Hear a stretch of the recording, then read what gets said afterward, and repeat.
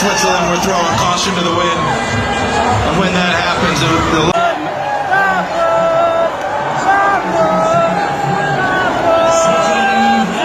road, as it has been throughout these knockout rounds for Argentina, has been rough.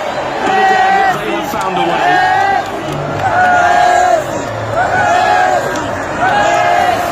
And the embraces will be of joy and of relief that they could finally finish with.